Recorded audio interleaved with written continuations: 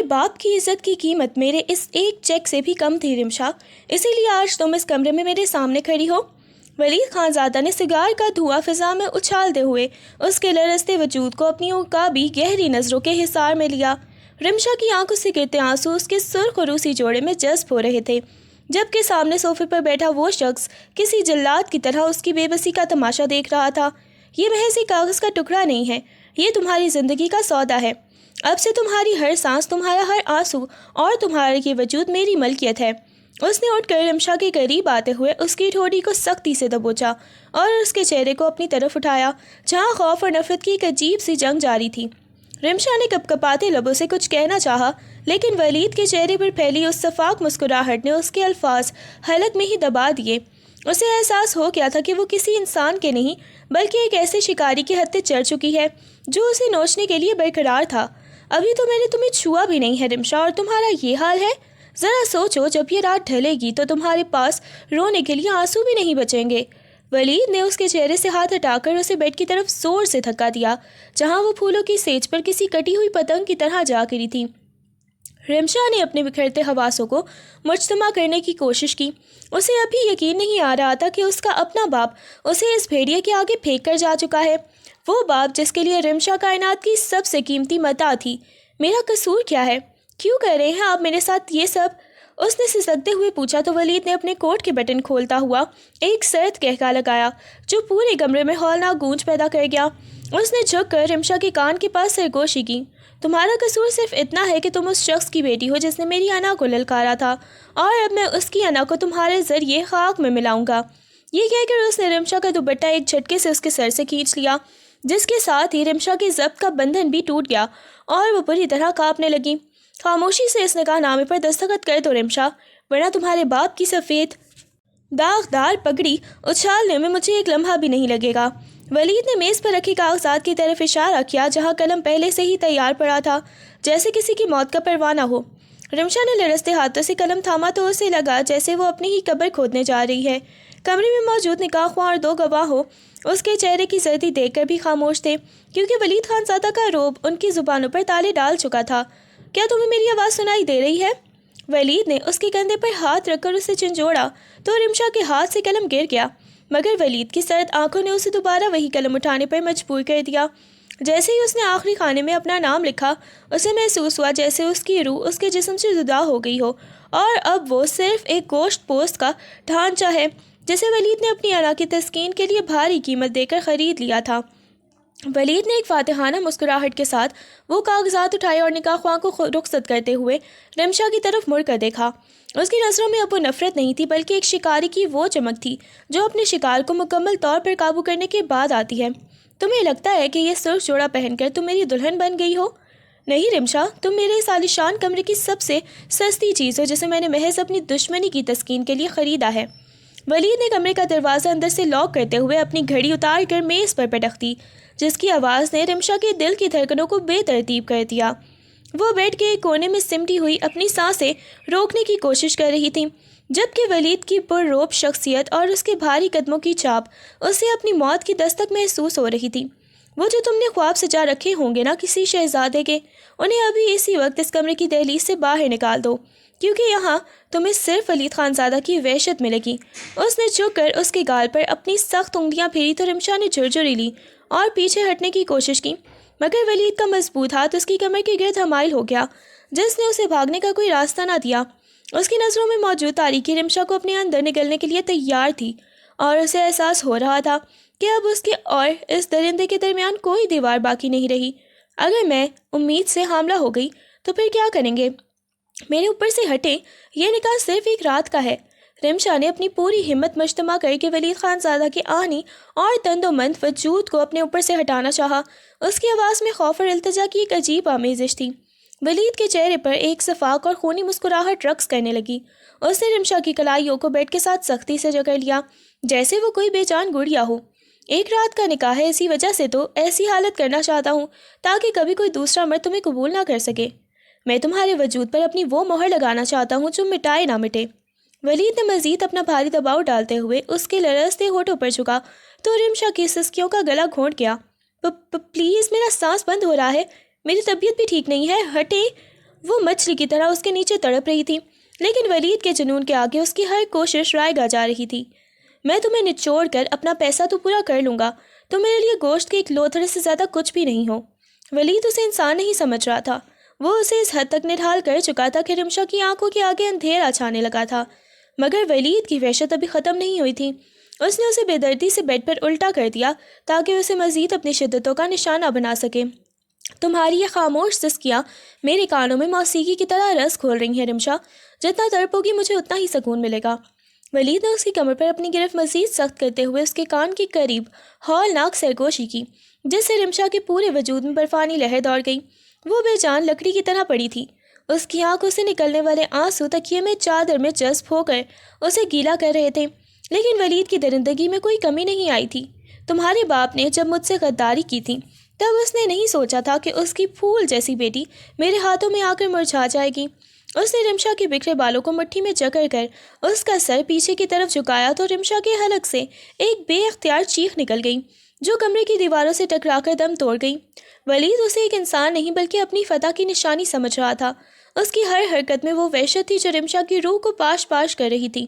جب وہ اسے مکمل طور پر نڈھال کر چکا تو اسے ایک طرف پٹک کر خود بیڈ سے اٹھ کھڑا ہوا، جیسے اس نے کوئی بہت بڑا مارکا سر کر لیا ہو، جبکہ رمشا وہاں پڑی اپنی زندگی کی سب سے کالی رات کے ختم ہونے کی دعا مانگ رہی تھی۔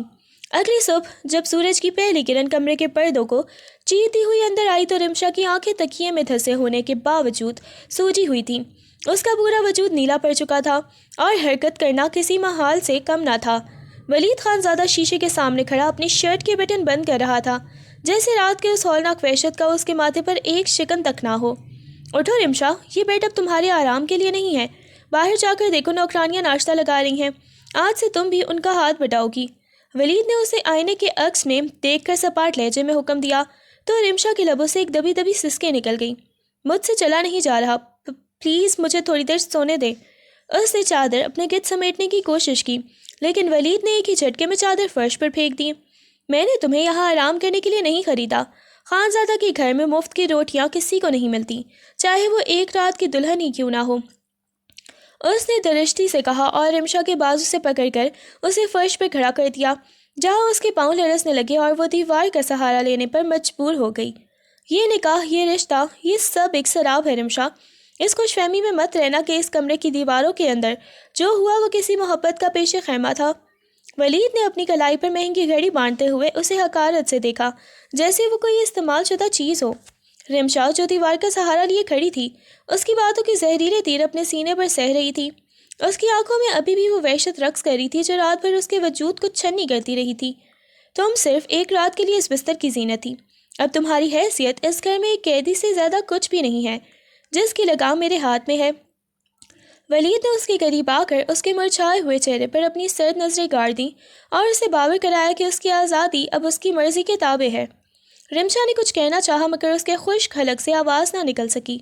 اسے احساس ہو گیا تھا کہ ولید خان زادہ نے اسے صرف جسمانی طور پر ہی نہیں بلکہ ذہنی طور پر بھی مفلوج کر دینے کی قسم کھا رکھی ہے۔ وہ فاتحانہ چال چلتا ہوا کمرے سے باہر نکل گیا اور پیچھے ایک ایسی عورت چھوڑ گیا جس کے پاس اب اپنی بربادی کے سوگ کے علاوہ کچھ بھی نہ بچا تھا۔ ڈرامہ بند کرو رمشا، یہ پیلاہٹ اور یہ لڑکھڑاہٹ کسی اور کو دکھانا۔ خان زادہ کی نظریں دھوکہ نہیں کھاتی ہیں۔ ولید نے ناشتے کی میز پر بیٹھے ہوئے اسے حقارت سے دیکھا جب وہ بمشکل ایک گلاس پانی لینے کے لیے کچن کی طرف دیوار کا سہارا لے رہی تھی۔ رمشا کا سر چکرا رہا تھا اور اسے اپنے وجود منو وزنی محسوس ہو رہا تھا، جیسے اس کے اندر کی توانائی کسی نے چھین لی ہو۔ میری واقعی طبیعت ٹھیک نہیں ہے، مجھے ڈاکٹر کے پاس جانے دیں۔ اس نے نحیف سی آواز میں التجا کی تو ولید نے ہاتھ میں پکڑا کانٹا پلیٹ پر پٹک دیا، جس کی آواز سے رمشا سہم گئی۔ ڈاکٹر، تم چاہتی ہو کہ میں تمہیں باہر لے کر جاؤں تاکہ تم تماشا کھڑا کر سکو؟ اس نے کرسی پیچھے دھکیلی اور اس کے قریب آ کر اس کے ماتھے کو چھوئے بغیر ہی اسے جھڑک دیا۔ تمہاری یہ حالت صرف اسی لیے ہے کیونکہ تم نے رات بھر بھی میری مخالفت کی تھی۔ اب خاموشی سے جا کر اپنا کام ختم کرو ورنہ سزا کے لیے تیار ہو جاؤ۔ ولید کی بے حسی نے رمشا کے دل میں ایک اور کرچی چبو دی تھی۔ اسے اندازہ ہو گیا تھا کہ اس شخص کے سینے میں دل نہیں بلکہ پتھر دھڑکتا ہے جو اس کی تکلیف پر پگھلنے کے بجائے مزید سخت ہو جاتا ہے۔ رمشا نے لڑکھڑاتے قدموں سے غسل خانے کا رخ کیا اور دروازہ بند کر کے جب آئینے کے سامنے کھڑی ہوئی تو اپنی ہی صورت پہچاننا اس کے لیے محال ہو گیا۔ یہ میں ہوں؟ وہ رمشا جس کے کہکہوں سے گر گونجتا تھا، اس نے کانپتے ہاتھوں سے اپنے گالوں پر پڑے انگلیوں کے نیلے نشانات کو چھوا جو ولید کی درندگی کی گواہی دے رہے تھے۔ اس کی آنکھوں کے گرد سیاہ ہلکی اور چہرے کی زردی اسے کسی زندہ لاش کی مانند دکھا رہی تھی۔ اس نے نل کھولا اور ٹھنڈے پانی کے چھینٹے اپنے چہرے پر مارے، مگر اسے لگا جیسے وہ پانی اس کے وجود پر لگی اس خریداری کی چھاپ کو کبھی نہیں دھو پائے گا۔ اے اللہ، میرے نصیب میں ایک کالی رات ہی کیوں لکھی تھی؟ کیا میرا گناہ صرف ایک بیٹی ہونا تھا؟ اس نے اپنے بکھرے بالوں کو سمیٹا اور پھٹی ہوئی آستین کو دیکھ کر ایک بار پھر اس کی ہچھی بن گئی۔ وہ وہی فرش پر ڈھیر ہو گئی اور اپنے گھٹنوں میں سر دے کر خاموشی سے ماتم کرنے لگی، کیونکہ اسے معلوم تھا کہ باہر نکلتے ہی اسے پھر سے اس شکاری کا سامنا کرنا ہے جو اسے انسان نہیں بلکہ اپنی انا کا محض تسکین کا ایک ذریعہ سمجھتا ہے۔ تمہیں کیا لگا تھا رمشا کہ خانزادہ کے عقابی پہرے اتنے کمزور ہیں کہ تم چوروں کی طرح پچھلے دروازے سے نکل جاؤ گی؟ ولید کی دھاڑ نے رات کے سناٹے کو چیر دیا جب اس کے محافظوں گارڈز نے رمشا کو بازو سے پکڑے ہوئے گھسیٹ کر دوبارہ ہال کے بیچوں بیچ لا کھڑا کیا۔ رمشا کے پاؤں ننگے تھے اور اس کے کپڑے جھاڑیوں میں الجھ کر جگہ جگہ سے پھٹ چکے تھے۔ وہ ہانپ رہی تھی اور اس کی آنکھوں میں وحشت زدہ ہرنی جیسی بے بسی تھی۔ ولید سیڑھیوں سے اترتا ہوا اس کے قریب آیا۔ اس کے چہرے پر غصے کی سرخی دیکھ کر محافظوں نے بھی نظریں جھکا لیں۔ میں یہاں مر جاؤں گی لیکن آپ کی قید میں نہیں رہوں گی، مجھے جانے دیں۔ رمشا نے تڑپ کر اپنا بازو چھڑانے کی کوشش کی تو ولید نے ایک جھٹکے سے اسے اپنی طرف کھینچا اور اس کے بالوں کو مٹھی میں جکڑ کر اسے اپنے چہرے کے قریب کیا۔ تمہاری موت کا فیصلہ بھی اب میں کروں گا۔ اس گھر سے تمہارا جنازہ تو نکل سکتا ہے لیکن تم زندہ قدم باہر نہیں نکال سکتی۔ اس نے اسے فرش پر پٹک دیا اور محافظوں کو حکم دیا کہ اسے لے جا کر کال کوٹری نما کمرے میں بند کر دیا جائے۔ رمشا کی چیخیں اور منتیں ولید کے پتھر دل پر ذرا برابر بھی اثر نہ کر سکیں۔ اندھیرا تمہارا بہترین ساتھی ہے رمشا، کیونکہ اجالے میں تو تم صرف اپنی بربادی کا تماشا دیکھ سکتی ہو۔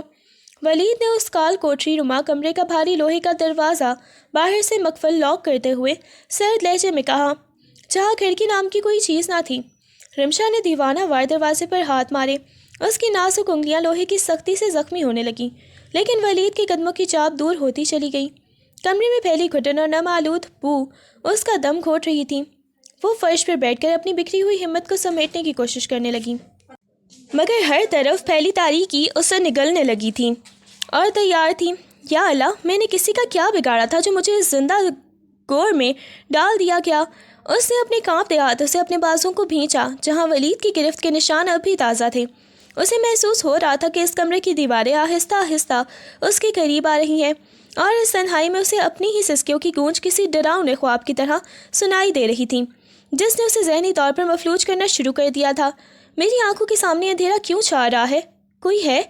رمشا نے دیوار کا سہارا لے کر کھڑے ہونے کی کوشش کی لیکن اس کے پیروں نے ساتھ چھوڑ دیا۔ کمرے کی حبس زدہ ہوا اس کے پھیپھڑوں میں زہر بن کر اتر رہی تھی۔ اسے محسوس ہوا جیسے زمین اس کے پیروں کے نیچے سے نکل گئی ہے اور وہ کسی گہری کھائی میں گرتی ہی جا رہی ہے۔ اس کا سر چکرا کر ایک طرف جھکا اور وہ بے جان ہو کر ٹھنڈے فرش پر ڈھیر ہو گئی۔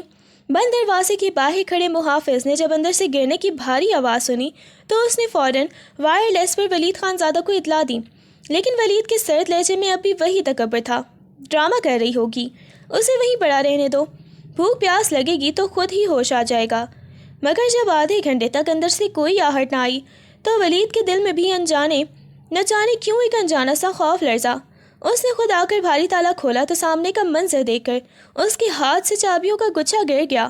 رمشا مٹیالے فرش پر ساکت پڑی تھی اور اس کا چہرہ موت کی مانند سفید ہو چکا تھا۔ ڈاکٹر کو بلاؤ ابھی اسی وقت۔ ولید کی دھاڑ نے پورے کوریڈور میں تھر تھراہٹ پیدا کر دی۔ اس نے ایک جھٹکے سے رمشا کے ساکت وجود کو اپنی مضبوط باہوں میں اٹھایا تو اسے احساس ہوا کہ وہ کتنی ہلکی اور سرد ہو چکی ہے۔ کمرے میں داخل ہوتے ہی اس نے اسے بیڈ پر لٹایا اور بے چینی سے اس کی نبض ٹٹولنے لگا۔ اس کے ماتھے پر پسینے کی بوندیں چمک رہی تھیں جو شاید پہلی بار کسی خوف کا پیش خیمہ تھیں۔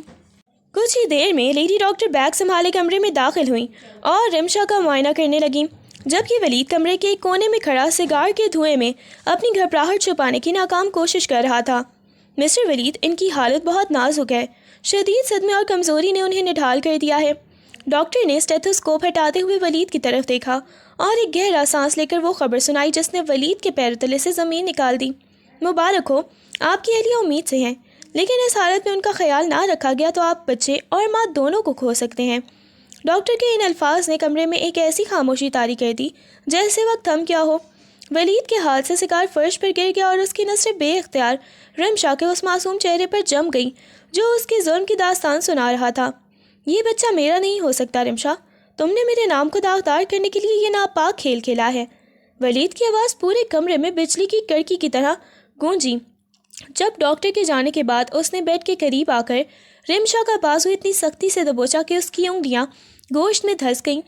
رمشا، جس کے ہوش ابھی پوری طرح بحال بھی نہیں ہوئے تھے، اس الزام کی سنگینی سے لرز اٹھی اور اس کی آنکھوں میں آنسوؤں کا سیلاب رواں ہو گیا۔ خدا کے لیے مجھ پر اتنا بڑا بہتان مت لگائیں، میں نے آپ کے سوا کسی غیر مرد کا سایہ تک نہیں دیکھا۔ اس نے ہچکیاں لیتے ہوئے اپنی صفائی دینی چاہی، لیکن ولید کے چہرے پر پھیلی نفرت اور شک کی لہر نے اسے ساکت کر دیا تھا۔ اس نے رمشا کو ایک حقارت آمیز جھٹکا دیا اور بیڈ سے دور ہٹتے ہوئے غصے سے بولا، ایک رات کا نکاح اور یہ نتیجہ؟ تم جیسے نیچ خاندان کے لوگ دولت کے لیے کسی بھی حد تک جا سکتے ہیں، میں اس ناجائز خون کو کبھی اپنا نام نہیں دوں گا۔ ولید کی ہر بات رمشا کے کردار پر ایک کاری ضرب تھی جو اسے حاملہ ہونے کی خوشی دینے کی بجائے جیتے جی مار رہی تھی۔ خدا کی قسم ولید خان زادہ، یہ بچہ آپ ہی کا ہے اور آپ کے اس گھٹیا شک نے آج میرے کردار کے ساتھ ساتھ آپ کی مردانگی پر بھی سوالیہ نشان لگا دیا ہے۔ رمشا نے بیڈ کا سہارا لے کر کھڑے ہوتے ہوئے پہلی بار ولید کی آنکھوں میں آنکھیں ڈال کر للکارا۔ اس کی آواز میں وہ تھر تھراہٹ نہیں تھی جو اب تک ولید کا خاصہ تھی۔ اس کے زرد چہرے پر غصے کی سرخی دوڑ گئی تھی اور وہ اپنی پاک دامنی کی گواہی دینے کے لیے کسی بھی حد تک جانے کو تیار تھی۔ آپ کی کالی نظروں نے صرف گناہ دیکھنا سیکھا ہے، اس لیے آپ کو ایک معصوم وجود میں بھی ناپاکی نظر آ رہی ہے۔ جائیے کروا لیجیے جو ٹیسٹ کروانا ہے، لیکن یاد رکھیے گا جس دن سچ سامنے آیا آپ خود سے نظر ملانے کے قابل نہیں رہیں گے۔ رمشا کی اس جرأت نے ایک لمحے کے لیے ولید کو ساکت کر دیا۔ اسے توقع نہیں تھی کہ سہمی ہوئی لڑکی اس طرح پلٹ کر وار کرے گی۔ ولید نے غصے سے مٹھیاں بھینچ لیں۔ اس کا جی چاہا کہ وہ ابھی اسے خاموش کروا دے، لیکن رمشا کی آنکھوں میں موجود سچائی کی وہ چمک اسے اندر تک لرزا گئی تھی جس نے اس کے شک کی بنیادوں کو ہلا کر رکھ دیا تھا۔ خبردار ولید، اگر اب ایک لفظ بھی اس بچی کے خلاف نکالا تو مجھ سے برا کوئی نہ ہوگا۔ کمرے کے دروازے پر کھڑی ولید کی بڑی چچی کی گرجدار آواز نے ولید کے غصے کو بریک لگا دی۔ وہ سفید چادر اوڑھے ہاتھ میں تسبیح لیے اندر داخل ہوئی اور سیدھا رمشا کے پاس جا کر اس کے سر پر ہاتھ رکھ دیا جس کی آنکھوں سے ابھی بھی آنسو جاری تھے۔ بڑی امی، آپ نہیں جانتی یہ لڑکی کس خاندان سے ہے اور اب یہ کیا کھیل کھیل رہی ہے۔ ولید نے دانت پیستے ہوئے اپنی صفائی دینی چاہی، مگر انہوں نے ہاتھ کے اشارے سے اسے خاموش کروا دیا۔ میں خاندانوں کو نہیں، انسانوں کی آنکھوں میں چھپا سچ دیکھتی ہوں، اور اس بچی کی طرف جھوٹی نہیں ہے۔ انہوں نے رمشا کو اپنے سینے سے لگا لیا جس کی ہچکیاں اب ضبط کا بندھن توڑ چکی تھیں۔ ولید نے اپنی مٹھیاں بھینچ لیں۔ اسے اپنی ہی حویلی میں پہلی بار کسی نے اتنی سختی سے ٹوکا تھا، اور وہ بھی ایک ایسی لڑکی کے لیے جسے وہ محض اپنے پیروں کی دھول سمجھتا تھا۔ چلو رمشا، گاڑی میں بیٹھو، میں اس قصے کو آج ہمیشہ کے لیے ختم کرنا چاہتا ہوں۔ ولید نے رمشا کا بازو سختی سے پکڑ کر اسے ہسپتال کی راہداریوں میں گھسیٹنا شروع کیا۔ اس کے چہرے پر وحشت اور ضد کی ایک ایسی لہر تھی جو کسی کے سننے کو تیار نہ تھی۔ رمشا کی آنکھوں سے گرتے آنسو اس کے گالوں پر لکیریں بنا رہے تھے اور وہ ننگے پاؤں اس کے پیچھے گھسیٹتی جا رہی تھی۔ خدا کے لیے ولید، یہ آپ کا اپنا خون ہے، اسے قتل مت کریں، مجھے مار دے پر اسے کچھ نہ کہیں۔ اس کی التجائیں ہسپتال کی دیواروں سے ٹکرا کر واپس آ رہی تھیں۔ ولید نے اسے زبردستی آپریشن تھیٹر کے باہر والی کرسی پر پٹک دیا اور ڈاکٹر کو اسقاط حمل آپریشن کے کاغذات تیار کرنے کا حکم دیا۔ لیکن جیسے ہی نرس نے رمشا کو اندر لے جانے کے لیے اس کا ہاتھ تھاما، رمشا کی ایک دلوس چیخ نے ولید کے قدموں کو وہی جکڑ لیا۔ اس نے پلٹ کر دیکھا تو رمشا فرش پر گر کر اس کے پاؤں پکڑ چکی تھی۔ اس کی آنکھوں میں زندگی بھی بھیک نہیں تھی، بلکہ اپنے اندر پلنے والے اس ننھے وجود کے لیے وہ تڑپ تھی جس نے پہلی بار ولید خان زادہ کے آنی سینے میں دھڑکتے پتھر کو بھی پگھلا کر رکھ دیا۔ اس کا ہاتھ لرزا اور اس نے نرس کو رکنے کا اشارہ کر دیا۔ آپ ایک جلاد ہیں ولید خان زادہ، ایک ایسے سفاک شخص جس کے سینے میں دل نہیں بلکہ کالا پتھر دھڑکتا ہے۔ رمشا نے ہسپتال کے ٹھنڈے فرش پر بیٹھتے ہوئے اپنی ہمت سمیٹی اور اپنی لرزتی انگلیاں اس کی طرف اٹھائیں۔ اس کی آواز میں اب خوف نہیں بلکہ وہ نفرت تھی جو انسان کو اندر سے پتھر کر دیتی ہے۔ ولید، جو ابھی اپنی اندرونی کشمکش سے لڑ رہا تھا، اس کی اس جرأت مندانہ الفاظ پر تلملا اٹھا، لیکن رمشا کے چہرے پر پھیلی کراہت نے اسے آگے بڑھنے سے روک دیا۔ آپ میرا جسم خرید لیا، میری روح کو زخمی کر دیا، اور آپ میرے اندر پلنے والی اس معصوم جان کے بھی دشمن بن گئے۔ آپ سے بڑا گنہگار اس دنیا میں کوئی نہیں ہوگا۔ اس نے اپنی چادر سنبھالی اور دیوار کا سہارا لے کر کھڑی ہو گئی۔ اس کی آنکھوں میں موجود حقارت ولید کے تکبر، مردانہ تکبر کو پاش پاش کر رہی تھی۔ ولید خاموشی سے اسے دیکھتا رہا۔ اسے پہلی بار احساس ہوا کہ جس لڑکی کو وہ مٹی کی مورت سمجھ رہا تھا، اس کے اندر بھی ایک ایسی آگ ہے جو اسے جلا کر راکھ کر سکتی ہے۔ وہ بغیر کچھ کہے وہاں سے پلٹ گیا، مگر رمشا کے الفاظ اس کے کانوں میں کسی سیسے کی طرح اتر چکے تھے۔ تمہیں لگتا ہے کہ تمہاری یہ باتیں مجھے پشیمان کر دیں گی؟ نہیں رمشا، ولید خانزادہ پشیمان ہونا نہیں جانتا۔ ولید نے ہسپتال کی راہداری میں رک کر پلٹ کر اسے دیکھا۔ اس کی آواز میں وہی پرانی کھنک تھی، مگر لہجے میں وہ کاٹ نہیں تھی جو تھوڑی دیر پہلے تھی۔ رمشا نے جواب میں صرف ایک سرد نگاہ اس پر ڈالی اور لڑکھڑاتے قدموں سے گاڑی کی طرف بڑھنے لگی۔ اسے اب ولید کے کسی لفظ سے فرق نہیں پڑ رہا تھا۔ گاڑی میں بیٹھو، تمہیں گھر چھوڑ کر مجھے ایک ضروری میٹنگ میں جانا ہے۔ اس نے گاڑی کا دروازہ کھولا، مگر رمشا خاموشی سے پچھلی نشست پر جا بیٹھی، جیسے اس کے قریب ہونا بھی اسے گوارا نہ ہو۔ پورے راستے دونوں کے درمیان ایک ایسی خاموشی طاری رہی جو کسی بڑے طوفان کا پیش خیمہ محسوس ہو رہی تھی۔ ولید بار بار آئینے میں اس کے زرد چہرے کا عکس دیکھتا رہا، جہاں اب خوف کی جگہ ایک عجیب سی وحشت اور خاموش بغاوت نے لے لی تھی، جس نے ولید کے اندر ایک انجانی بے چینی پیدا کر دی تھی۔ یہ خاموشی مجھے زہر لگ رہی ہے رمشا، کچھ بولو، مجھ پر چلاؤ یا پھر وہی پرانی التجا کرو۔ ولید نے گاڑی کی رفتار بڑھاتے ہوئے اسٹیئرنگ پر اپنی گرفت سخت کر لی۔ اسے رمشا کا یہ بدلا ہوا انداز بے چین کر رہا تھا۔ رمشا نے کھڑکی سے باہر دیکھتے ہوئے ایک گہرا سانس لیا اور بغیر اس کی طرف دیکھے سپاٹ لہجے میں جواب دیا، التجا ان سے کی جاتی ہے جن کے سینے میں دل ہو، پتھروں سے سر پھوڑنا میں نے چھوڑ دیا ہے۔ ولید کے ماتھے پر غصے کی رگ ابھری۔ اس نے اچانک ایک جھٹکے سے گاڑی سڑک کے کنارے روک دی اور پیچھے مڑ کر اسے گریبان سے پکڑنا چاہا، مگر رمشا کی سرد اور خالی نظروں نے اسے وہیں منجمد کر دیا۔ آپ نے میرا سب کچھ چھین لیا ولید خانزادہ، اب میرے پاس کھونے کو کچھ نہیں بچا، اس لیے اب آپ کا کوئی بھی وار مجھ پر اثر نہیں کرے گا۔ رمشا نے سکون سے اس کا ہاتھ اپنے لباس سے ہٹایا، جیسے وہ کوئی گندگی ہو۔ ولید کو پہلی بار محسوس ہوا کہ وہ ایک ایسی جنگ ہار رہا ہے جسے وہ جیت چکا تھا۔ اس نے غصے سے اسٹیئرنگ پر مکہ مارا اور دوبارہ گاڑی سٹارٹ کر دی، مگر اس کے اندر کی کھلبلی کم ہونے کی بجائے بڑھتی ہی جا رہی تھی۔ تمہاری یہ زبان بہت چلنے لگی ہے، لگتا ہے کل رات کی تکلیف بھول گئی ہو۔ ولید نے دانت پیستے ہوئے گاڑی کی رفتار اتنی بڑھا دی کہ ٹائر سڑک پر چیخنے لگے۔ رمشا نے مضبوطی سے ہینڈل تھام لیا، مگر اس کے چہرے پر خوف کا ایک تاثر بھی نہ ابھرا۔ اس کی خاموشی ولید کے لیے کسی تمانچے سے کم نہ تھی۔ تکلیف تو اسے ہوتی ہے ولید خانزادہ جس میں زندگی باقی ہو، آپ نے تو مجھے اسی وقت مار دیا تھا جب اس پاک رشتے کو گندگی کا نام دیا تھا۔ اس نے سپاٹ لہجے میں جواب دیا تو ولید نے غصے سے بریک ماری اور گاڑی حویلی کے بڑے گیٹ کے سامنے روک دی۔ اترنے کی زحمت کرو، اس سے پہلے کہ میرا ہاتھ پھر سے اٹھ جائے، اس نے ہررا کر کہا تو رمشا خاموشی سے اتری اور بغیر پیچھے مڑے حویلی کے اندر چلی گئی۔ ولید وہیں بیٹھا اسے جاتا دیکھتا رہا۔ اسے پہلی بار احساس ہوا کہ وہ جس لڑکی کو توڑنے نکلا تھا وہ ٹوٹ کر اب بکھرنے کے بجائے فولاد بن چکی ہے جو اسے ہی زخمی کرنے کے لیے کافی ہے۔ تمہاری یہ خود اعتمادی دیکھ کر ہنسی آتی ہے رمشا، لگتا ہے بڑی امی کی پناہ نے تمہیں شیرنی بنا دیا ہے۔ ولید نے حویلی کے ہال میں داخل ہوتے ہی اسے پیچھے سے ٹوکا۔ اس کا لہجہ اب بھی طنزیہ تھا، مگر نظروں میں وہ پہلے والی حقارت نہیں بلکہ ایک عجیب سی کھوج تھی۔ رمشا جو سیڑھیاں چڑھنے کی کوشش کر رہی تھی وہی رک گئی اور بغیر مڑے جواب دیا، پناہ اللہ کی ہوتی ہے ولید صاحب، انسان تو صرف وسیلہ بنتے ہیں، اور رہی بات شیرنی بننے کی تو جس کے پاس کھونے کو کچھ نہ رہے اسے کسی کا ڈر نہیں رہتا۔ ولید اس کے قریب آیا اور اس کے سامنے کھڑا ہو گیا۔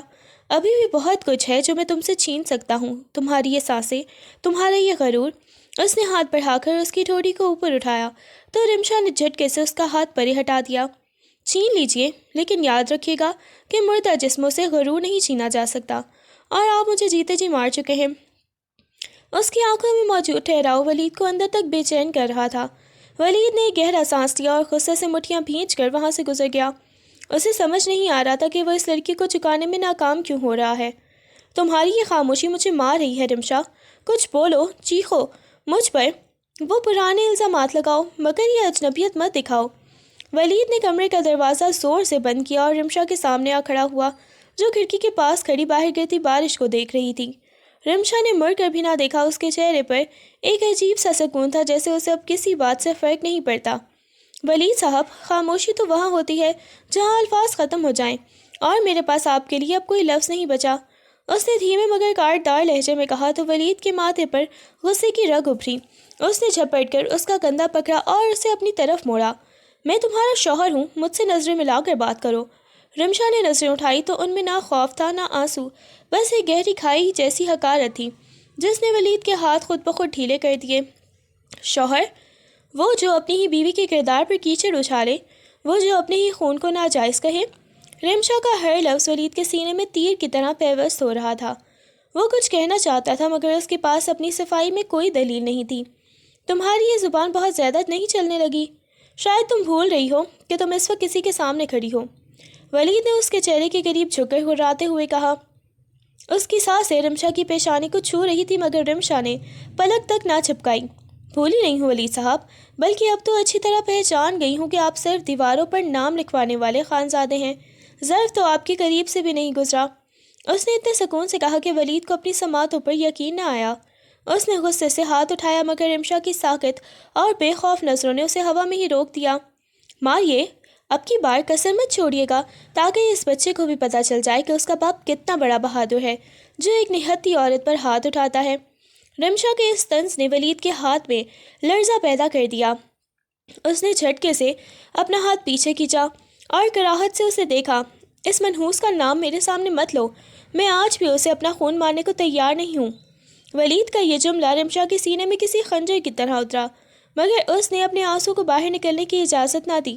اس نے صرف ایک گہرا سانس لیا اور مڑ کر دوبارہ کھڑکی کی طرف رخ کر لیا، جیسے ولید کا وجود اس کے لیے اب کوئی معنی نہیں رکھتا۔ یہ بے حسی آپ کو مبارک ہو ولید خانزادہ، لیکن یاد رکھیے گا جس دن آپ کو اس معصوم وجود کی طرف محسوس ہوگی اس دن پچھتاوے کے سوا آپ کے پاس کچھ نہیں بچے گا۔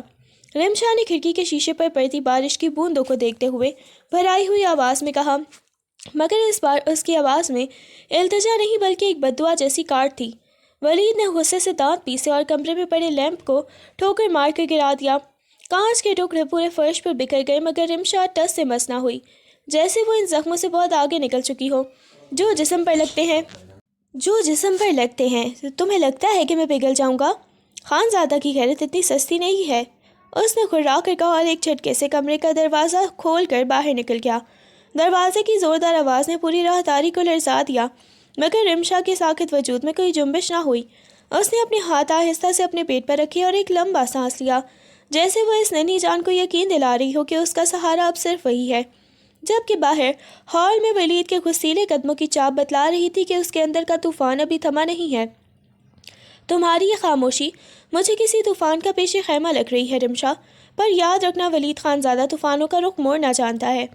ولید نے اس کے قریب آ کر اس کے چہرے پر جھکتے ہوئے سرگوشی کی۔ اس کے لہجے میں اب غصے سے زیادہ ایک عجیب سی بے چینی تھی۔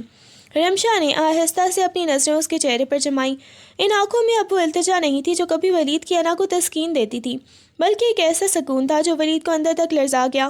طوفان تو آ کر گزر چکا ولید صاحب، اب تو صرف راکھ باقی ہے، اور راکھ سے کسی کو ڈر نہیں لگتا، اس نے اتنے سرد لہجے میں کہا کہ ولید کو اپنی ریڑھ کی ہڈی میں ایک سنسناہٹ محسوس ہوئی۔ اس نے ایک جھٹکے سے اس کا بازو چھوڑا اور کمرے کی وسط میں کھڑے ہو کر غصے سے چاروں طرف دیکھا، جیسے اسے اپنی ہی حویلی کے در و دیوار اجنبی لگ رہے ہوں۔ میں تمہیں اس خاموشی کی سزا دوں گا، تم تڑپو گی اس ایک لفظ کے لیے جو آج تم مجھ سے چھپا رہی ہو۔ ولید نے دھاڑ کر کہا اور غصے میں پیر پٹکتا ہوا کمرے سے باہر نکل گیا، جبکہ رمشا نے ایک گہرا سانس لیا اور اپنے کپکپاتے ہاتھوں کو آپس میں بھینچ دیا، کیونکہ وہ جانتی تھی کہ یہ جنگ ابھی ختم نہیں ہوئی تھی۔ تمہیں لگتا ہے کہ تم بڑی امی کے پیچھے چھپ کر میری گرفت سے نکل جاؤ گی؟ ولید نے کمرے میں داخل ہوتے ہی رمشا کا راستہ روکا۔ اس کی آنکھوں میں سرخ ڈورے ابھر آئے تھے جو اس کی رات بھر کی بے خوابی اور غصے کا پتہ دے رہے تھے۔ رمشا نے تسبیح ہاتھ میں پکڑے اسے دیکھا اور خاموشی سے سائڈ سے گزرنے لگی، مگر ولید نے اس کا راستہ پھر روک لیا۔ جواب دو مجھے، یہ جو تم نے خاموشی کا لبادہ اوڑھ رکھا ہے یہ تمہارے گناہوں پر پردہ نہیں ڈال سکتا، اس نے غرا کر کہا تو رمشا کی برداشت کا بندھن ٹوٹ گیا۔ گناہ میرا نہیں، آپ کی سوچ کا ہے ولید صاحب، آپ نے تو اس معصوم جان کو بھی اپنی انا کی بھیٹ چڑھا دیا جو ابھی دنیا میں آئی بھی نہیں۔ اس نے پہلی بار اس کے سینے پر ہاتھ رکھ کر اسے پیچھے دھکیلا۔ ولید ایک لمحے کے لیے ہکا بکا رہ گیا، اسے توقع نہیں تھی کہ ایک کمزور سی لڑکی اس پر ہاتھ اٹھائے گی۔ اگر آپ کو اتنا ہی شک ہے تو کروائیے ڈی این اے ٹیسٹ، پر یاد رکھیے گا جس دن رپورٹ میرے حق میں آئی اس دن میں اس حویلی کی چوکھٹ پار کر جاؤں گی اور آپ کی نسل آپ کا نام لینے کے لیے ترسے گی۔ رمشا کے اس دو ٹوک فیصلے نے ولید کے ماتھے پر پسینہ لا دیا۔ اسے پہلی بار اپنی ہار کا خوف محسوس ہونے لگا تھا۔ تمہاری یہ ہمت؟ تم میرے سامنے کھڑی ہو کر مجھے دھمکی دے رہی ہو؟ ولید نے دھاڑتے ہوئے رمشا کا جبڑا اپنی گرفت میں لیا۔ اس کی آنکھیں غصے سے دہک رہی تھیں۔ رمشا کی آنکھوں میں درد کی لہر دوڑی مگر اس نے نظریں نہیں جھکائیں۔ دھمکی وہ دیتا ہے جس کے پاس کھونے کو کچھ ہو۔ میرے پاس تو اب صرف میری پاک دامنی کی گواہی باقی ہے جسے آپ اپنی انا کے پاؤں تلے کچلنا چاہتے ہیں۔ ولید نے اسے جھٹکے سے پرے دھکیلا اور کمرے میں پڑے فون کی طرف جھپٹا۔ ٹھیک ہے رمشا، تمہاری یہ خواہش بھی پوری ہوگی۔ ابھی ڈاکٹر کو فون کرتا ہوں، کل صبح تمہارا ٹیسٹ ہوگا اور اگر رپورٹ تمہارے خلاف آئی تو یاد رکھنا اس حویلی کے دروازے تمہارے لیے ہمیشہ کے لیے بند ہو جائیں گے اور تمہارا ٹھکانہ وہ کالی کوٹری ہوگی۔ رمشا نے ایک گہرا سانس لیا اور مسئلے کی طرف بڑھتے ہوئے سکون سے جواب دیا، اور اگر رپورٹ میرے حق میں آئی تو یاد رکھیے گا ولید خان زادہ، اس حویلی کے دروازے میرے لیے نہیں بلکہ آپ کے ضمیر کے لیے ہمیشہ کے لیے بند ہو جائیں گے۔ ولید نے غصے سے فون کا ریسیور پٹکا اور کمرے سے باہر نکل گیا، جبکہ رمشا سجدے میں گر کر اپنے رب کے سامنے سسک پڑی، کیونکہ کل کا سورج اس کی زندگی کا سب سے بڑا فیصلہ لے کر طلوع ہونے والا تھا۔ کل صبح کا سورج تمہاری حقیقت دنیا کے سامنے لے آئے گا رمشا، پھر دیکھوں گا یہ تمہارا غرور کہاں جاتا ہے۔ ولید نے کمرے سے نکلتے ہوئے آخری بار پلٹ کر اسے زہریلی نظروں سے دیکھا۔ رمشا نے کوئی جواب نہ دیا، اس نے بس اپنی آنکھیں موند لیں اور اپنے وجود میں پلتی اس ننھی جان سے خاموش کلام کرنے لگی، جیسے اسے تسلی دے رہی ہو کہ سچ کبھی نہیں ہارتا۔ پوری رات ولید حویلی کے ٹیرس پر سگار کے دھوئیں میں اپنی بے چینی چھپاتا رہا۔ اسے رہ رہ کر رمشا کی وہ للکار یاد آ رہی تھی جس میں رتی برابر بھی خوف نہ تھا۔ کیا واقعی میں غلط ہو سکتا ہوں؟ کیا رمشا اتنی پاک باز ہے کہ موت کے سامنے کھڑی ہو کر بھی نہیں لرز رہی؟ یہ سوال اسے اندر ہی اندر کھوکھلا کر رہا تھا۔ دوسری طرف رمشا نے مسلح پر بیٹھے بیٹھے فجر کی اذان سنی۔ اس کا چہرہ وضو کے پانی سے تر تھا اور آنکھوں میں ایک عجیب سا اطمینان تھا۔ جیسے ہی سورج کی پہلی کرنیں حویلی کے دور و دیوار کو چھوا، ولید کے غصیلے قدموں کی چاک دوبارہ سنائی دی۔ چلو گاڑی تیار ہے، ڈاکٹر ہسپتال میں ہمارا انتظار کر رہا ہے۔ اس نے کمرے کا دروازہ دھار سے کھولا مگر رمشا خاموشی سے عبایا پہن کر اس کے سامنے آ کھڑی ہوئی۔ اس کی خاموشی ولید کے طوفان سے کہیں زیادہ طاقتور تھی۔ گاڑی میں بیٹھو رمشا، اور یاد رکھنا آج تمہارا جھوٹ پکڑا گیا تو اس حویلی کی دیواریں بھی تمہیں پناہ نہیں دیں گی۔ ولید نے گاڑی کا دروازہ جھٹکے سے کھولا۔ اس کے لہجے میں وہی پرانی سنگ دلی تھی، لیکن اندر ہی اندر ایک انجانا خوف اسے گھیر رہا تھا۔ رمشا خاموشی سے پچھلی نشست پر جا بیٹھی۔ اس کے ہاتھ اپنے پیٹ پر جمے تھے جیسے وہ اس ننھے وجود کو دنیا کی تمام تر تہمتوں سے بچا رہی ہو۔ ہسپتال کی راہداریوں میں چلتے ہوئے ولید کے بوٹوں کی آواز کسی سزائے موت کی چاپ کی طرح گونج رہی تھی، جبکہ رمشا کے قدموں میں وہ ثبات تھا جو صرف سچائی کا خاصہ ہوتا ہے۔ ڈاکٹر کے کمرے کے باہر رک کر ولید نے ایک بار پھر اس کی طرف دیکھا۔ ابھی بھی وقت ہے، اعتراف کر لو تو شاید میں تمہیں زندہ چھوڑ دوں۔ اس نے غرا کر کہا تو رمشا نے پہلی بار ایک فاتحانہ مسکراہٹ کے ساتھ اس کی آنکھوں میں دیکھا۔ اعتراف وہ کرتے ہیں ولید خان زادہ جنہوں نے گناہ کیا ہو، میں تو بس آپ کی ضمیر کی موت کا تماشا دیکھنے آئی ہوں۔ اس نے دو ٹوک لہجے میں جواب دیا اور نرس کے اشارے پر لیبارٹری کے اندر چلی گئی۔ ولید وہی بینچ پر ڈھیر ہو گیا۔ اسے پہلی بار محسوس ہوا کہ باہر چلتی ہوا بھی اسے سزائیں سنا رہی ہے۔ رپورٹ آنے میں 2 گھنٹے لگیں گے خانزادہ صاحب، تب تک آپ باہر انتظار کر سکتے ہیں، نرس نے لیبارٹری کا دروازہ بند کرتے ہوئے سپاٹ لہجے میں کہا۔ ولید نے غصے سے راہداری کی دیوار پر مکہ مارا۔ اس کے اندر کی جنگ اب اس کے چہرے پر عیاں تھی۔ رمشا اندر ایک کرسی پر بیٹھی چھت کو تک رہی تھی۔ اس کا دل تیزی سے دھڑک رہا تھا مگر وہ خوف سے نہیں بلکہ اس لمحے کے انتظار میں تھا جب وہ سرخرو ہوگی۔ ولید باہر بینچ پر بیٹھا بار بار اپنی گھڑی دیکھ رہا تھا۔ ہر گزرتا منٹ اسے صدیوں پر محیط لگ رہا تھا۔ اگر رمشا سچی نکلی تو کیا میں اسے دوبارہ اسی نگاہ سے دیکھ پاؤں گا؟ اس سوال نے ولید کے ماتھے پر پسینہ لا دیا۔ اچانک ڈاکٹر اپنے کمرے سے باہر آئیں۔ اس کے ہاتھ میں ایک سفید لفافہ تھا جس پر لیبارٹری کی مہر لگی تھی۔ ولید جھٹکے سے کھڑا ہوا، اس کی سانسیں رکنے لگی۔ رپورٹ آ گئی ہے ولید صاحب، ڈاکٹر نے سنجیدگی سے لفافہ اس کی طرف بڑھایا۔ ولید کے ہاتھ لرز رہے تھے۔ اس نے کپکپاتے ہاتھوں سے لفافہ کھولا اور جیسے ہی اس کی نظریں مثبت، پازیٹیو اور حتایاتی والد ولید خان زادہ پر پڑیں، اس کے پیروں تلے سے زمین نکل گئی۔ لفظ پازیٹیو ولید کی آنکھوں کے سامنے ناچنے لگا۔ اس کے ہاتھ سے وہ کاغذ چھوٹ کر فرش پر گرا جیسے کوئی بھاری بوجھ اس کے وجود سے الگ ہوا ہو۔ اس کی سماعتوں میں رمشا کے وہ تمام تر الفاظ ہتھوڑوں کی طرح بجنے لگے جو وہ پچھلے کئی مہینوں سے چیخ چیخ کر اسے کہہ رہی تھی۔ میں نے اپنی ہی نسل کو گالی دی۔ اس نے دیوار کا سہارا لیا۔ اس کا مردانہ تکبر ایک پل میں ڈھیر ہو چکا تھا۔ رمشا لیبارٹری کے دروازے سے باہر نکلی۔ اس کے چہرے پر کوئی فاتحانہ مسکراہٹ نہیں تھی، بس ایک گہرا دکھ تھا جو اب اس کی پہچان بن چکا تھا۔ ولید نے لرزتی نظروں سے اسے دیکھا اور آگے بڑھ کر اس کا ہاتھ پکڑنا چاہا۔ رمشا، مجھے معاف۔ لیکن رمشا نے جھٹکے سے اپنا ہاتھ پیچھے کھینچ لیا۔ اس کی نظروں میں موجود حقارت ولید کے لیے کسی تعزیانے سے کم نہ تھی۔ معافی؟ ولید خانزادہ، آپ نے تو اس معصوم کی پہچان ہی چھین لی تھی، اب اس کاغذ کے ٹکڑے سے آپ اپنی گناہ گار روح کو کیسے پاک کریں گے؟ اس نے فرش پہ پڑی رپورٹ کو اپنے پاؤں کی ٹھوکر سے پرے دھکیلا اور سر اٹھا کر ہسپتال کی گیٹ کی طرف بڑھ گئی۔ ولید وہیں گھٹنوں کے بل بیٹھ گیا اور اسے اپنی حویلی کا غرور اب ایک قبرستان جیسا لگ رہا تھا۔ رمشا، میری بات سنو، میں اندھا ہو گیا تھا، اپنی انا کے ہاتھوں مجبور ہو گیا تھا۔ ولید نے لڑکھڑاتے قدموں سے اس کا پیچھا کیا اور ہسپتال کے برآمدے میں اسے روکنے کی کوشش کی۔ اس کی آواز میں وہ گرج نہیں تھی جو کبھی حویلی کی دیواروں کو ہلا دیتی تھی، بلکہ ایک شکست خوردہ انسان کی التجا تھی۔ رمشا نے ایک لمحے کے لیے قدم روکے، اس کا رخ ابھی بھی گیٹ کی طرف تھا، اس کے پیچھے مڑے بغیر جواب دیا، ولید صاحب، انا انسان کو اندھا کرتی ہے، مگر آپ تو مردہ دل ہو چکے تھے۔ آپ نے مجھ پر تہمت لگائی، میں سہ گئی، مگر آپ نے اس معصوم وجود کو جس کا سہارا صرف آپ تھے، اسے ہی ٹھکرا دیا۔ ولید نے تڑپ کر اس کا بازو پکڑنا چاہا، مگر رمشا کی سرد مہر نظروں نے اسے وہیں منجمد کر دیا۔ اب یہ کاغذ کا ٹکڑا آپ کی گواہی دے رہا ہے، مگر میرا دل اب آپ کی کسی ثبوت کا محتاج نہیں رہا۔ اس نے ایک گہرا سانس لیا اور اپنی چادر کو مضبوطی سے تھام لیا۔ ولید وہیں کھڑا اسے جاتے دیکھتا رہا۔ اسے پہلی بار احساس ہوا کہ جس عورت کو وہ قدموں کی دھول سمجھتا تھا، وہ آج اسے اپنی ہی نظروں سے گرا کر آسمان کی وسعتوں میں گم ہو گئی ہے۔ ولید ہسپتال کی پارکنگ میں بت بنا کھڑا رہا۔ اسے محسوس ہو رہا تھا جیسے چاروں طرف سے دیواریں اس پر گر رہی ہوں۔ رمشا تیز قدموں سے چلتی ہوئی سڑک کی طرف بڑھ رہی تھی۔ اس کا ہر قدم ولید کے غرور کو کچل رہا تھا۔ رمشا، رکو، تم اس حالت میں اکیلی کہاں جا رہی ہو؟ ولید نے بھاگ کر اس کا راستہ روکا۔ اس کے ماتھے پر پسینہ تھا اور آواز میں پہلی بار خوف چھلک رہا تھا۔ رمشا نے ایک لمحے کے لیے قدم روکے اور اپنی سرخ آنکھوں سے اسے دیکھا۔ جہاں بھی جا رہی ہوں ولید خانزادہ، وہاں آپ کا سایہ بھی نہیں ہوگا۔ آپ نے کہا تھا نا کہ رپورٹ غلط آئی تو حویلی کے دروازے بند ہو جائیں گے۔ لیجئے، رپورٹ تو صحیح آ گئی، مگر اب میں خود ان دروازوں کو اپنے پیچھے بند کر رہی ہوں۔ ولید نے لرزتے ہاتھوں سے اس کا آنچل پکڑنا چاہا۔ مجھ سے غلطی ہو گئی رمشا، میں انسان ہوں، بہک گیا تھا، مجھے ایک موقع دو، میں سب ٹھیک کر دوں گا۔ رمشا نے ایک سرد مسکراہٹ کے ساتھ اس کا ہاتھ جھٹک دیا۔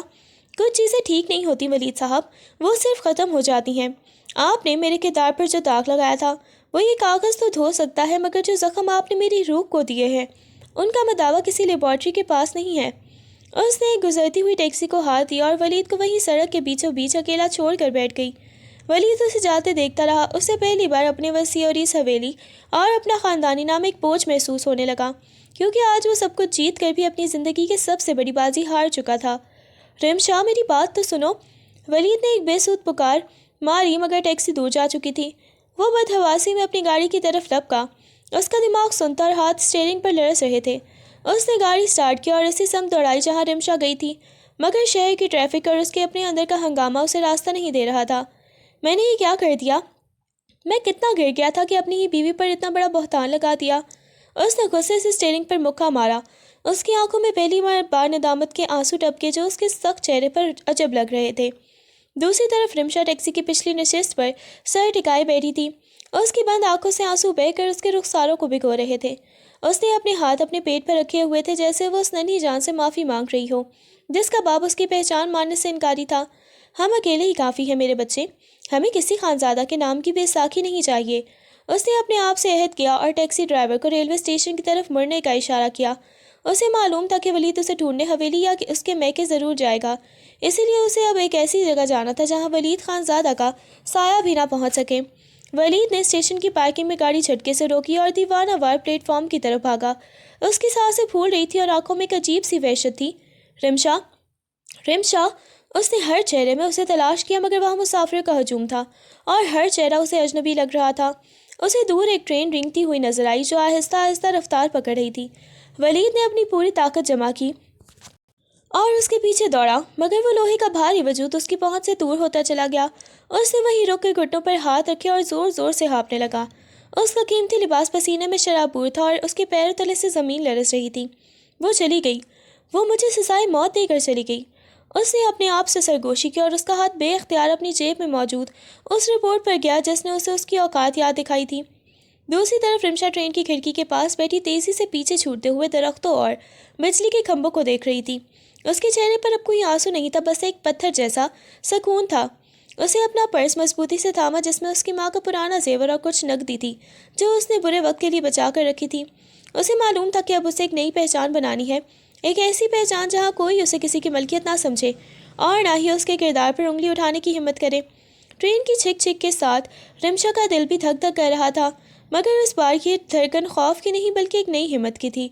उसने फैसला कर लिया था कि वो अब कभी इस हवेली की तरफ पलट कर नहीं देखेगी जहाँ उसकी रूह को नीलाम किया गया था। स्टेशन पर उतर कर उसने एक छोटे से हॉस्टल में पनाह ली जहाँ उसे किसी खानज़ादा की बहू के नाम से नहीं जानता था।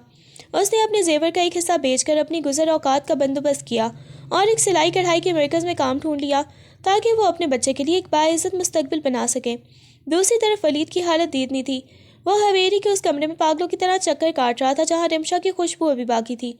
उसने अपनी अना के बुत को पाश पाश होते देखा, मगर अब पछतावे के सिवा उसके हाथ कुछ ना रहा था। उसने शहर का कोना कोना छान मारा, रिमशा के मेके जाकर मिन्नतें की, मगर उसे कहीं कोई सुराग ना मिला। वो मुझसे इतनी दूर चली गई कि मेरा पछतावा भी उस तक नहीं पहुंच पा रहा। वलीद ने रिमशा की खाली अलमारी को छूते हुए सिसक कर कहा। उसकी आंखें जो कभी गुस्से से दहकती थी अब सिर्फ आंसुओं की आम जगह बन चुकी थी। दिन हफ्तों और हफ्ते महीनों में बदल गए। रिमशा का वजूद अब इस नन्ही जान का बोझ उठाए थकने का था, मगर उसकी हिम्मत जवान थी। उसने हॉस्टल की मालकिन जो एक नेतल बेवा थी उन्हें अपनी आप बीती सुना दी।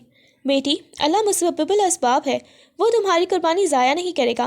उन्होंने रिमशा के सर पर हाथ रखकर उसे दिलासा दिया। रिमशा की आंखों से ज़ब्त के आंसू छलक पड़े। उसे रह रहकर वलीद का वो चेहरा याद आता जब उसने रिपोर्ट देखी थी, मगर उसका दिल अब उसके लिए मोम होने को तैयार नहीं था। वलीद ने अब हवेली के मामलात से किनारा कुशी इख्तियार कर ली थी। वो सारा दिन रिमशा की तस्वीर लेकर बैठा रहता या फिर उन गलियों में भटकता जहाँ उनसे रिमशा को आखिरी बार देखा था। उसके भाई फारिस ने उसे समझाने की बहुत कोशिश की। भाई, ज़िंदगी रुकती नहीं है, आपको खुद को संभालना होगा। मगर वलीद का एक ही जवाब होता, मेरी ज़िंदगी तो उसी दिन रुक गई थी जब मैंने अपनी सच्चाई को झूठ समझकर ठुकरा दिया था। उसकी हालत अब एक फ़कीर जैसी हो चुकी थी जिसका सब कुछ लुट चुका हो। आखिरकार वो दिन आ गया जब रिमशा की गोद हरी हुई। एक नन्हे फरिश्ते की आमद ने हॉस्टल के उस छोटे से कमरे को खुशियों से भर दिया। रिमशा ने अपने बेटे को सीने से लगाया तो उसे लगा जैसे उसकी तमाम उम्र की थकन और दुख मिट गए हों। तुम्हारा नाम अरमगान होगा, अल्लाह का तोहफ़ा। उसने उसके माथे पर बोसा दिया और एक अज़म किया कि वो उसे कभी बाप का साया भी नहीं छूने देगी जिसने उसके वजूद पर सवाल उठाया था। उसी रात वलीद को ख्वाब में किसी बच्चे के रोने की आवाज़ सुनाई दी। वो हड़बड़ा कर उठ बैठा। उसका दिल ज़ोर ज़ोर से धड़क रहा था जैसे उसे खबर मिल गई हो कि उसकी नस्ल का वारिस इस दुनिया में आ चुका है, मगर वो उसे छूने का हक खो चुका था। अरमगान की विलादत के बाद रिमशा की ज़िंदगी में एक नया हौसला पैदा हुआ और उसने सिलाई कढ़ाई के काम को वसअत देते हुए एक छोटे से घर में सुकून तलाश कर लिया जहां वो अपने बेटे की तरबियत किसी खौफ के बगैर कर रही थी। मगर दूसरी तरफ वलीद खानज़ादा की ज़िंदगी अब एक जिंदा लाश जैसी हो चुकी थी जिसने अपनी हवेली के तमाम तर दरवाजे दुनिया पर बंद करके खुद को एक अंधेरे कमरे में कैद कर लिया था और दिन रात रिमशा की छोड़ी हुई जाए नमाज पर बैठकर अपने गुनाहों की माफ़ी मांगता रहता। वक्त की पहिया ने एक ऐसी गर्दिश खाई कि 5 साल गुजर गए और अरमगान अब अपने बाप का अक्स बनकर स्कूल जाने लगा। एक दिन अचानक शहर के बड़े पार्क में वलीद की नज़र एक ऐसे बच्चे पर पड़ी जिसकी आंखें बिल्कुल उस जैसी थीं, और जब उसने बेख्तियार उस बच्चे का पीछा किया तो सामने खड़ी रिमशा को देखकर उसके कदम वहीं मुंजमद हो गए। रिमशा ने उसे पहचानने से इनकार कर दिया और अरमगान का हाथ थाम कर तेज़ी से वहाँ से निकलने लगी, मगर वलीद ने तड़प कर उसके कदमों में गिरते हुए अपनी 5 साला अज़ियत और सच्ची तौबा का वास्ता दिया जिसने रिमशा के पत्थर दे होते दिल को एक लम्हे के लिए लरजा दिया। आखिरकार अरमगान की मासूमियत और वलीद की शिकस्त खुर्दा हालत देखकर रिमशा ने उसे अपने बेटे की पहचान देने का फ़ैसला तो कर लिया, मगर वलीद को ये वाज़ेह कर दिया कि वो अब कभी उसकी बीवी बनकर इस हवेली में नहीं लौटेगी। यूँ वलीद को उसके खून का वारिस तो मिल गया, लेकिन उसे उम्र भर उस जुदाई की सज़ा काटनी थी जो उसने खुद अपनी अना की बदौलत अपने मुकद्दर में लिखी थी।